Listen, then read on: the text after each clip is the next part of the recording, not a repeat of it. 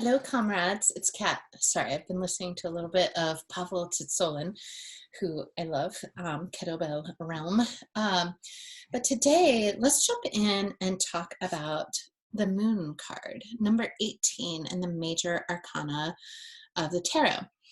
And the Moon card, very, very interesting, comes after the star and before the sun.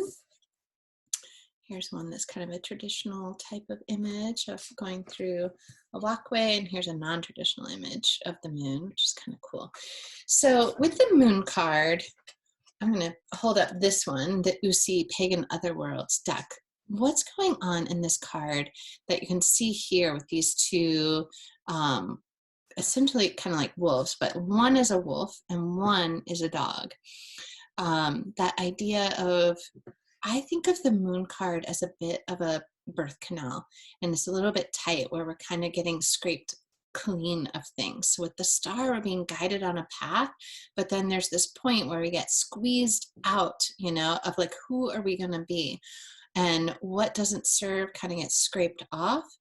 And we start learning how to be a little bit more intuitive. And so how that's represented here is not only do we have this archway, like I was talking about, like some sort of portal, birth canal, pathway that we have to go through, but the dog represents our domesticated self, the one that has been taught how to conform in this society, and we've kind of lost touch with the wolf side of ourselves, the more wild one, the intuitive, the one who really knows how to navigate, doesn't have to be told everything, doesn't have to be always directed, has their own guides, the own way of navigating through the world, isn't on this path of conformity. So that's part of why the Moon card can be so challenging for some people, is they like that comfortableness of knowing what their place is, what the labels are, where they need to fit into the world. I'm going to hold up this other card by the Shadowscapes Tarot woman, Stephanie. This, I think, is such a beautiful depiction. I'm going to get it up close there in hopes that you can see it. Is that it shows this woman looking at a mask, and it's a visage that I could imagine her wearing. And that sense of the moon gives us an opportunity to reflect. When we think of the moon's light, what is it but reflected light? It's reflected from the sun. And so it gives us a chance to reflect and see how we're doing out in the world. What are we shining back?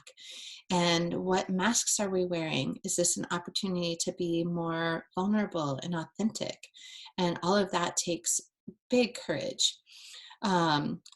Here's another version, because as I've mentioned in many other videos, is you want to read what's on your card as well. So I like talking about some of the energetics of the cards, but when you're reading intuitively, you've got to pick up on what's showing up in your cards.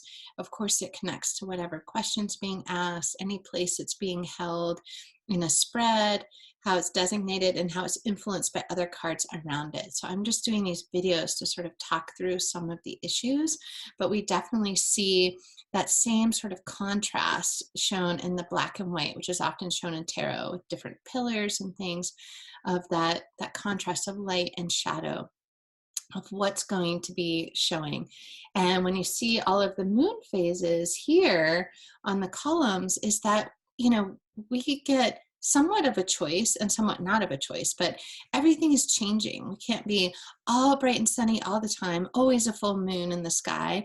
And there's going to be times when we're a dark moon, and just to allow all of that flowing. And that actually makes us more authentic than if we're just trying to be like, I am this person, I am a professional, and this is how I enter the world, is to kind of like work with some of that magic and let the two beings, that whether you see it as a domestic dog and a wolf, or the two wolves and one is black and one is white, kind of let them help you navigate the different terrain depending on what skills that you need to call on. I'll show you this last one because it's very interesting and beautiful artwork. This is from the Mary L. Tarot. And a little bit intense. This one's a little bit more intense to read, but I just love the representation of it.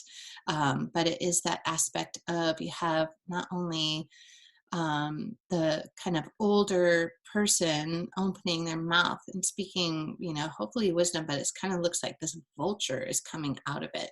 And so there's a lot to be potentially interpreted there, depending on how things come up in the spread and everything. So as I said, the moon card comes after the star. So when we're following some external guidance that's leading us on the path, just very step by step, of having that faith and trust and not knowing exactly where we're going. And it's like part of us is hoping like, oh, wouldn't it be wonderful to, just kind of arrive where I need to go. But it's like, no, still a shadow journey, still some challenges to go through.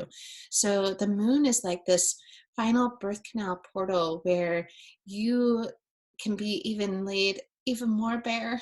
You've got to let go of more. I mean, it can be positive things like letting go of limiting beliefs, letting go of labels and definitions. And even though those things, it sounds so easy to say, yes, I'd love to be free of them. But there's another aspect of, well, they've been really comfortable. Maybe they've served me sometimes. They've kind of gotten me through life. They've been my navigation system. And now I'm going to emerge without those things. And we'll get into this in another video of the sun, but that's the following card. And that's kind of what happens. The sun is this rebirthing card where that's why a lot of times little babies are shown on it. So think of the moon card as that transition, traveling by night, traveling through a dark void of not knowing exactly how you're even going to emerge. So luckily it's not, you don't generally get lost, but you do tune into that inner instinctual self, so you might be a little scrappy. Some people get a little jumpy with this card, sort of like they get jumpy at night. But it's like if we can quiet all that down and tune into what's other information there, can I use some of my other senses and expand that way of navigating in the world. So that you have the external guidance from the star, that having that faith and that hope and that trust. And here's a chance to kind of expand beyond your own skin and tune in with your own senses and let a little bit more of that inner wildness come out. Let go of some of those labels of having to be a good girl or very productive or whatever these different types of labels are that society, school, parents, different types of things can put on us, that we can put on ourselves even. Let yourself out of the box. And yes, it's scary because it's unfamiliar. It is unfamiliar territory, but it's very interesting how you get to evolve and up level.